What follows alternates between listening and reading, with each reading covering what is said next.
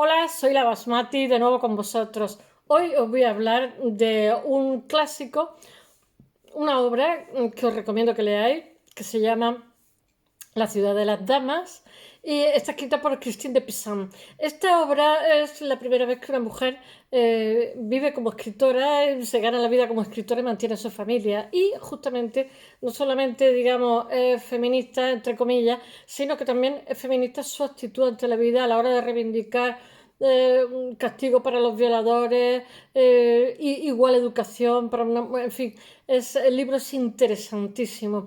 Yo estoy tentada de titularla, un segundo que me pican los mosquitos, rebate del discurso, porque ella, hay en su época, ahora lo contaré, hay una misoginia rampante, y entonces lo que hace su libro de forma muy dulce y muy dedicada, porque es una alegoría, que tengo que leer, la que son de Doña Razón, Doña Honestidad, Doña Justicia, se dedica, hay como un diálogo de alumno-maestro, y entonces lo que está dando son ejemplos frente a los juicios de autoridad, ¿no? Entonces saca a lo largo de la historia las mujeres que han sido independientes, que han sido significativas, yo qué sé, desde la Amazonas. Entonces ella está diciendo, estamos al final de la Edad Media. Ella nace en 1368, me parece, no me acuerdo, 1364, y vive como unos 37, hoy 67 años, y escribe durante 40 años y escribe 37 obras. Ahora os lo contaré. Y entonces ella lo que va a hacer, digamos, de estas 37 obras, esta es una obra clásica. Ella es italiana, pero es bilingüe y además una persona cultísima. Y ella lo que hace es rebatir la misoginia una a una para demostrar que estos autoridades, estos juicios de autoridad son de cartón piedra en una sociedad patriarcal. Pero en contra de lo que podéis creer, en todo lo que estoy diciendo yo, que parece que sea así muy arquetípico, lo hace con mucha delicadeza, muchísimas gracias. Y además de eso, ella lo que hace, la ciudad de las damas, es construir una utopía, que siempre es un anhelo. Y vivimos en el Renacimiento, en una época de muchísimos anhelos. He estado hablando en inglés y he mencionado la Città del Sole de Tommaso Campanella, pero hay muchísimas más utopías, e incluso en las pinturas. Yo me estoy acordando ahora mismo de Parmigianino, cuando hace El Caballero del Armiño, no sé cómo se llama, que lo vi en el Thyssen y pensaba que era una obra así chiquitita, en pedazo de obra que para qué. Bueno, pues lo que se ven en esas ventanas, y los holandeses también, la pintura holandesa, son ciudades inexistentes, porque de alguna forma el pintor, mediante la arquitectura, lo que hacía era proyectar un anhelo de utopía. Bueno, voy a ver si os cuento de la vida de esta mujer y os hablo un poco de la obra, porque si no me voy a enrollar a hablaros de pintura de esta época. Mirad, es increíblemente inteligente, se le pisoteó, se le dijo de todo, pero ella salió adelante, quedó viuda muy joven, con 25 años, 3 hijos, la madre se había arruinado, entonces vivía una sobrina, sus 3 hijos, y ella trabajando más la madre. O sea, consiguió ganar dinero en la literatura, que es dificilísimo incluso hoy día, y creo que merece la pena lo que os voy a contar. Y os recomiendo que lo leáis, porque simplemente lo podéis sacar de la biblioteca, porque es hermosísimo. Ella aparece en las miniaturas. Todos los días a esta hora me pican en los tobillos. Las miniaturas aparecen representadas, porque hay que recordar que en este momento París es una potencia de ilustración, de ilustradores. No está en los conventos, está fuera, pero bueno, hay un contexto también tremendo, que son la guerra de los 100 años, que no hay forma. Al final ganan los ingleses. La hija del rey de Francia, la capitulación, se le ofrece al rey inglés para que se case, la Pax, y después aparece Juana de Arco. Bueno, os he contado ahí el eje sincrónico diacrónico. Espero que os guste lo que os voy a contar. Espero no ser pesada, aunque no sé, he encontrado tantísima información que para mí lo difícil no es tanto contarla, sino qué es lo que no cuento, porque todo me parece muy interesante. Así que lo mismo, cuando si estoy un rato, cojo y corto y ya está, porque puedo estar hablando aquí horas y horas. Soy una torre y además me encanta lo que hago. Bueno, en 1364 nace en Venecia. Ella es hija de italianos, de venecianos, y el padre es cultísimo, y muere en el monasterio de Poussin en 1430. Ella es bilingüe, habla y escribe perfectamente, y además conoce la literatura de Dante, entre otras cosas porque el padre la ha instruido, ¿eh? y eso que la madre se empeña en enseñarle a hilar, etcétera, etcétera. La madre es más conservadora. Bueno, el padre se da cuenta, es la hija mayor, ¿no? El padre se da cuenta que tiene muchísimo talento y tiene muchísima ganas de aprender y en ese sentido le da tralla. Bueno, es una filósofa, poeta, humanista y es la primera escritora profesional de la historia. O sea, este libro, tener en cuenta que está escrito, no sé si en 1402, una cosa así. O sea, está imbuido de lo que va a ser el humanismo. Está lleno de una corrección y una dulzura. Mirad, aquí está la autora construyendo la casa de las damas, ¿eh? Ella va vestida, es esta, ella va vestida con un tocado blanco, azul, que era como la indumentaria de las viudas. En aquella época, os lo cuento, tenías la posibilidad de recasarte o irte a un convento. Y ella dijo, voy a sacarle partido. Entonces se metió a copista y después se puso a escribir y enseguida tuvo éxito en poco tiempo. Mirad, estas son ilustraciones ella tiene habitación propia, además lo dice, es como lo de Virginia Woolf, la habitación propia, ¿no? Un lugar solo para trabajar tú. Y bueno, es que sus reivindicaciones son tan modernas que es una preciosidad. Mira, todo esto está en el libro, en la ciudad de las damas. Estos libros no se vendían, se hacían, se regalaban en Navidad, después de la Navidad, entonces se les regalaba a los coleccionistas, al duque, porque los príncipes habían pasado a ser los coleccionistas de arte, ya no era la iglesia. Y entonces, pues estos libros iluminados eran unos bombones y lo siguen siendo. Y entonces, pues se le regala al duque de Berry, y entonces, a cambio, que era un tacaño, a cambio de eso, mirad, esta es ella, a cambio de eso. Estas son Doña Razón, Doña Honestidad y Doña Justicia.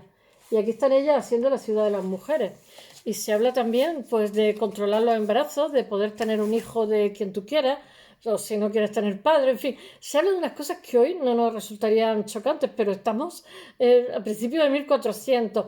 En esta ilustración ya os he dicho que París es el paraíso de los ilustradores. Hay muchísima influencia del Trecento italiano, pero hay también muchísima influencia de los pintores neerlandeses, porque Francia, aparte de ser una potencia, que luego todo eso se digrega con la guerra de los 100 años, que no estaba en los monasterios, que estaba fuera, porque el libro tenía como un proceso, como una escritura en cadena. Primero se hacían unas cosas, luego otra era... Y ella podía no gustarle, porque dice que eran muy lujuriosas muchas veces las ilustraciones. Entonces ella prefiere otras ilustraciones. Bueno, lo que estaba diciendo de Francia y la ilustración. La iluminación. Francia es como un corredor en el medievo que está a mitad camino entre Holanda e Italia. Y entonces ellos se benefician un corredor, digamos, artístico, en donde fluyen la idea de arriba abajo y de abajo arriba. Y ellos están en medio y ellos le saben sacar muchísimo partido. Aparte, que ahora os voy a contar que el contexto donde está ella, nuestra Christine, le tengo que dar prisa que me estoy enrollando demasiado, es me parece que es Carlos V de Valois, que es un monarca muy culto, que le han precedido otros muy cultos, pero él en concreto dota a la librería, yo lo digo en inglés y todo, a la biblioteca, a la library, a la biblioteca del Louvre, lo dota de 1000 textos y muchísimas traducciones. Y entonces, esto prepara después la revolución científica que se va a dar posteriormente, que es maravillosa, y el progreso, por supuesto. Entonces, ¿qué es lo que quería yo contaros? Que, bueno, voy a contarlo de manera más ordenada, porque si no es caótico todo lo que os cuento. Para mí no es caótico porque lo conozco. Bueno, ella es hija de Tommaso de Pisano. Eso, lo que pasa es que la mayoría de las tendencias de las lenguas es asesear, es una tendencia normal. Y en italiano, en francés, e incluso en inglés se sesea mucho. Ellos no dicen Pisano, dicen Pisano. Y ¿cómo se llama? En Sudamérica también. Bueno, él es un físico que realmente se le llamaba así, es un astrólogo y un médico. Y sobre todo, él da clase en Bolonia. Es un profesor, es un sabio que tiene obras, muchas obras, no me acuerdo cómo se llama, una muy famosa en esta época. Entonces el rey quiere que sea su médico y su astrólogo, era un hombre inteligentísimo y cultísimo. Y también le lleva la biblioteca. Entonces, a rebufo de todo esto, ella llega con 4 años y se educa. Y además el rey quiere que esté en todas las fiestas presente y que se eduque como una princesa a todas las fiestas que sean acordes con la edad que tiene la niña. Bueno, total, que él va de astrólogo y canciller de la República de Venecia. Entonces, cuando Christine tiene 4 años, el rey Carlos de Francia, Carlos V de Valois, invita a su padre como un astrólogo. Ya veréis cómo todo esto se va a derrumbar cuando el rey muere, entonces deja de tener el favor, porque esto era como el staff, ¿cómo se llaman? Los trabajadores, gente de confianza, y cuando cae esa persona, pues caen todos detrás, como las fichas de dominó. Bueno, va como astrólogo, como médico, como alquimista, y bueno, realmente es un sabio de Bolonia, que trabaja en la Universidad de Bolonia. Ya sabéis que Bolonia, no sé si fue la primera universidad, la universidad, ya sabéis que vienen de los árabes. Eh, la creación yo me creo que es de las primeras, si no la primera, de las primeras. Bolonia es preciosa, la recomiendo que no la conozca. Y es enviado a París como embajador por la República de Venecia, y también, como saben que es hombre de confianza porque el rey es buen lector y conoce su obra, bueno, pues se establece allí y pone una serie de condiciones, la corte de Francia. Él requiere que se le dé me parece que le dan un palacio donde estaban antes los halcones, le llaman el Palacio de los Halcones, y está dentro del Louvre. Él quiere una vivienda digna y una renta de 500 libras de oro. Pero el rey manda que Christine participe en todas las fiestas, como he dicho, adecuadas con su edad, y que se eduque como una princesa. O sea, ella tiene acceso con el padre a toda la biblioteca, etcétera. Aunque la madre quiere que se eduque para ser casada, entonces la educa más en la hilandería y tal, y los hermanos van más a la biblioteca. Pero el padre sabe que Christine es muy inteligente y le dota de lectura, etcétera. Bueno, eh, ella se cría en la corte humanista de Francia, que en estos momentos es maravillosa y además muy progresista, y con una lengua que va a ser suya, que va a ser el francés, y que va a enriquecer con el italiano porque ella es bilingüe, y bilingüe también escribiendo, y conoce Dante, y conoce latín perfectamente, latín clásico, conoce la obra de San Agustín, etc. Mirad, esta obra que estoy diciendo, La ciudad de las damas, tiene influencia de Virgilio, no sé, de todos los clásicos, no me acuerdo cómo se llama. Tiene también influencia en la estructura de Platón, en los diálogos, tiene muchísima influencia de los clásicos. Os la recomiendo porque os va a gustar, no os va a decepcionar, porque ella, cada, contra los juicios de autoridad sobre las mujeres, los juicios de autoridad misóginos, va a utilizar frente a la autoritatis, que llaman en latín, va a utilizar los exempla, va a argumentar, que llamamos nosotros. Y todo el libro es una argumentación de doña Justicia, doña Honestidad y doña no sé qué. Y es un diálogo a la manera renacentista. Bueno, ella también tiene un país, pero ella se recuerda a sí misma que es italiana, porque se le ve mucho en el libro la voz propia.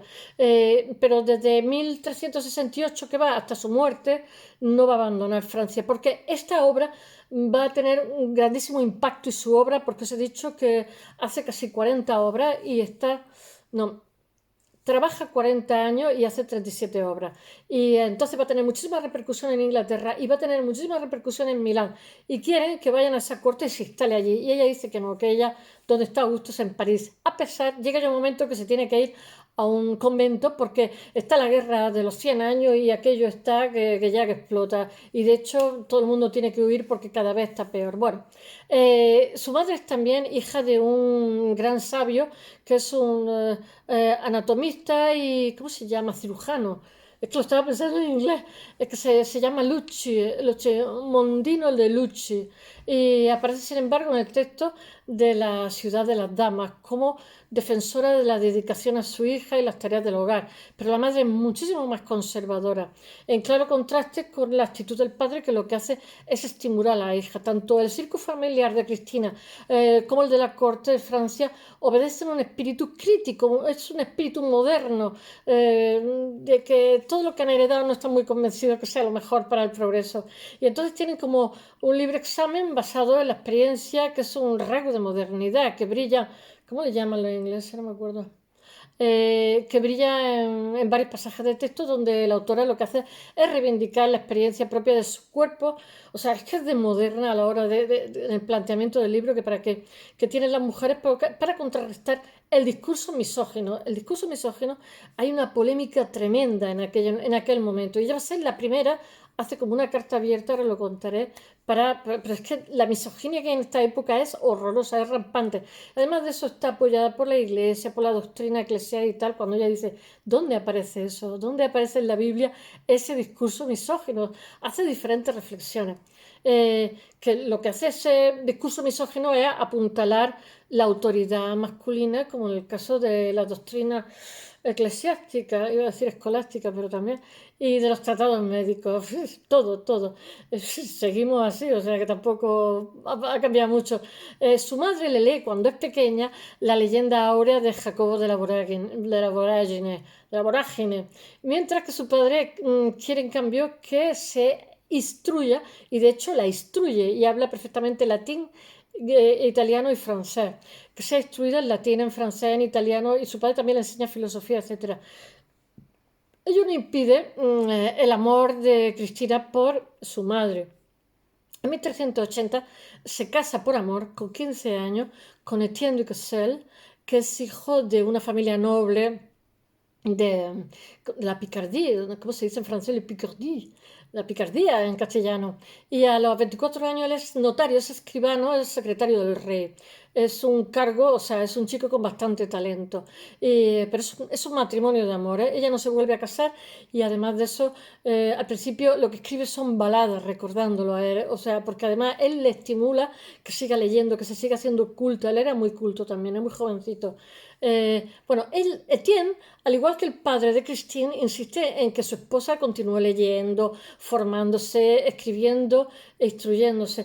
Christine logra un excepcional equilibrio entre el mundo femenino. Está casada, tiene 3 hijos, pero a la vez ella sigue, ese papel lo combina con su estudio y con su escrito. En 1379 las desgracias empiezan a caerle encima.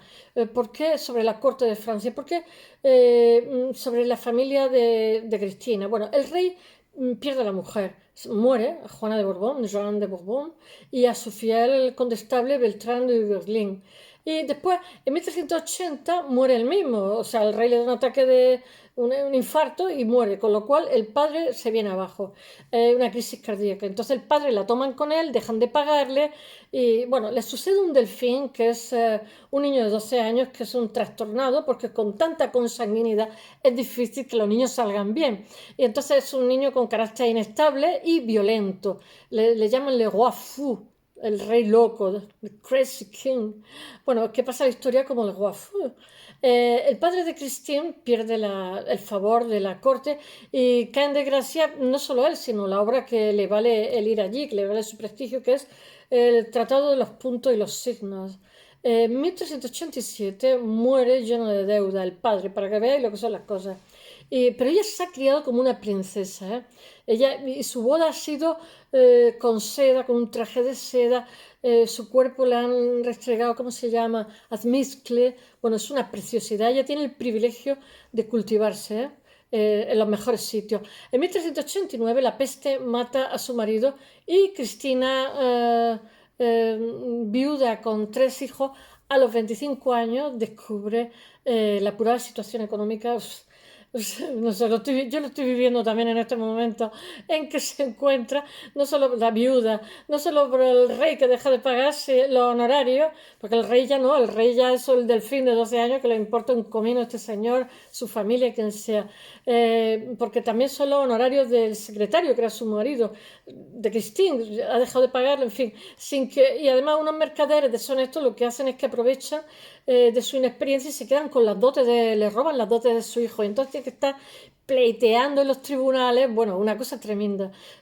Para no dar que hablar en la corte, la joven no se atreve a ir a los, ¿cómo se dice?, a sus paisanos, a sus compatriotas, que son los banqueros de lombardos, y entonces lo que hace es ir a los usureros judíos y dice ella que se le cae la cara de vergüenza nada más que recordarlo, lo pone en sus escritos y lo recuerda con una timidez horrorosa. Bueno, ella pleitea en juicio, no lo gana todos, pero algo recupera y recupera parte de sus bienes. Y eso le permite, ella va a empezar a ser copista, entonces dice que incrementa, ya lo cuenta, incrementa su cultura con esta experiencia. Bueno, la experiencia que lleva junto con la muerte de un hijo, tenía como 4 hijos, le sobreviven 3 recién nacidos, le pasan muchísimas desgracias. Estoy hablando con 25 años. Resulta ser, es el motor que hace que trabaje más, para que veáis que muchas veces de las cosas negativas, yo qué sé, de las cenizas emerge el fénix. Bueno, qué cursi. Son las opciones para las mujeres en esta época, en el medievo, si te quedabas viuda, era o un nuevo matrimonio, que es lo que solía hacer la gente, o ingresar en un convento, el cólera o la peste. Y bueno, ella no se resigna, ella se fue a un convento, pero ya de mayor y tenía medios, se fue allí pues como a hospedarse, un sitio tranquilo, apartado, etcétera. Ella no se resigna a un destino que ella no desea y toma una alternativa muy valiente, que es convertirse en escritora y profesional. Y entonces lo que hace es que mantiene a su familia con los ingresos que ella consigue, pues primero de copista y luego escribiendo. Y va a conseguir fama y prestigio en muy poco tiempo. Su perseverancia le da pronto fruto. Y bueno, los miembros de la corte realmente solicitan que Christine haga una elegía de Carlos V, que ya ha conocido, Carlos V de Valois. Y nace así el libro, es que si lo digo en francés, Le Livre de Faits et Bons, no sé de francés, de Carlos V, una biografía. Y bueno, es una primera obra, va a tener muchísimo prestigio, escrita por encargo y que le da a Christine, pues, que estaba canina, una recompensa económica, que pronto es una escritora conocida. Y su obra pasa de ser poemas, canciones y baladas, porque echaba muchísimo de menos a su marido. Decía, ella escribe un poema que es precioso, no puedo olvidarte, amigo mío, o sea, es en francés. Bueno, pues de este tema de echar de menos a su marido, como tiene que ganarse la vida, pasa la filosofía, la política, la historia, la moral o el derecho de la mujer en la sociedad. Y la popularidad de la joven es grande en muy poco tiempo, de la escritora aumenta y pronto cuenta con el apoyo de los duques de Borgoña. Hay que tener en cuenta que en estos momentos Borgoña es tan grande, que es muchísimo más poderosa que lo que hay atrás. Lo que pasa es que poco a poco le van royendo. El rey Carlos VI y su esposa, la reina Isabel de Baviera. Carlos VI era el Majarita. Y bueno, la obra más conocida de Christine es la de la Ciudad de las Damas, como os he dicho, que la hace en 1405, que está considerada como la precursora del feminismo occidental y que la sitúa en el inicio de la llamada querella de las mujeres, querelle de les femmes, querella de las mujeres. La querella es un debate realmente que se lleva, un debate literario y académico, desarrollado a lo largo de los siglos, desde finales del siglo XIV, de la Europa medieval hasta la Revolución Francesa, para que os hagáis una idea. A esta mujer, cuando escribió y mantuvo a su familia, dice que estaba virilizada, que estaba delgadita, no sé, unas cosas muy desagradables, sencillamente porque vivía de esto. Bueno, en este debate se defiende la capacidad intelectual de las mujeres y su derecho a acceder a una educación igual que la de los hombres, y a la política frente a la misoginia rampante que había en el medievo. Se afirma que esa capacidad no es una cuestión de naturaleza, sino social, de posibilidad de acceso al conocimiento. Es que eso es indispensable. Esto ahora mismo está en el tercer mundo también, no hemos avanzado tanto. La querella se manifiesta públicamente en tertulia y genera numerosos escritos en torno al valor, la diferencia y las relaciones entre ambos sexos. Christine de Pizan es la primera mujer que interviene en este debate de manera pública con su obra La ciudad de las damas, que es un alegato, es una alegoría, es una, ¿cómo se dice?, utopía humanística, en favor de la mujer que reclama un lugar al sol, así como una clara crítica a la misoginia rampante, la misoginia imperante en aquel momento, en aquel mundo medieval. Y bueno, La ciudad de las damas es la respuesta popular al, ¿cómo se llama?, al román de la Rose de Jean de Meun, que dice que todas ustedes son fueron y serán putas por acción o por intención. Y, y ella le contesta, y que no se me reproche como locura, arrogancia o presunción el haberme atrevido yo, una mujer, a reprender y criticar a un autor tan sutil y a regatear elogios a su obra, cuando él, un hombre solo, se atrevió a difamar y censurar a todo el sexo femenino sin excepción. Muy bonito. Ella hace una carta muy bonita. Y asimismo ofrece la autoridad de Dante, porque ella conocerá, su padre le ha enseñado literatura italiana. Como, aunque ella es francófona, habla también italiano y conoce perfectamente la literatura de ambos sitios. Entonces lo que hace es, este libro se pasa todo el rato dando ejemplos a los argumentos de autoridad, o sea, desmontando lo que es el dogmatismo del machismo, de la misoginia, que en beneficio, bueno, ella, ella realmente es poco conocido todavía Dante y ella de alguna forma lo da a conocer.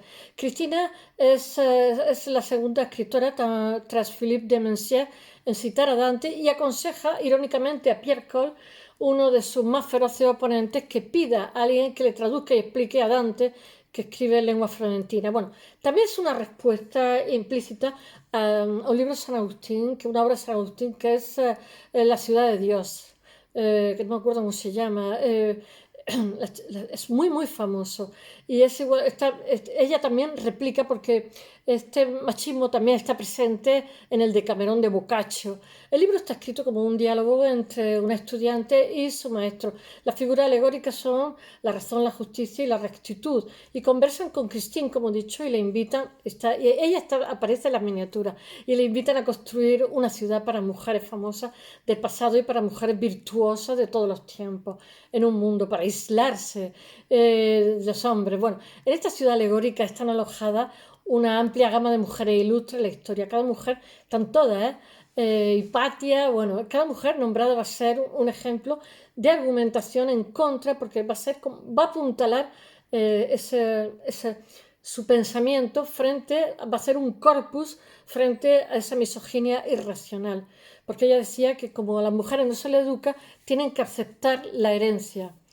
Ella lo que lucha es contra esos insultos misóginos que ella ha percibido también cuando ha tenido que estar luchando contra gente que la ha estafado, que la ha engañado, cuando va a los tribunales a reclamar lo que es suyo, que eso era algo inaudito. Las mujeres estaban tutorizadas como menores de edad. Bueno, todo eso es frecuente en la ciudad, en la época medieval. La ciudad de las damas parte, como se ha dicho, de una alegoría que se representa por medio de ilustraciones que lo acompañan. El libro de la historia de las mujeres se presenta incompleto manuscrito por culpa de los autores masculinos, con una serie de piedras que habrá que tallar o colocar o desechar para levantar la ciudad a medida que se construye el texto hasta terminar el recinto perfecto. Es una utopía modernista. Bueno, Christine de Pizan es pacifista, convencida, está devastada por la guerra de 100 años, por la consecuencia de la guerra de 100 años que va a más. Llega un momento que tiene que marcharse de París y se retira a vivir a un convento a partir de 1418,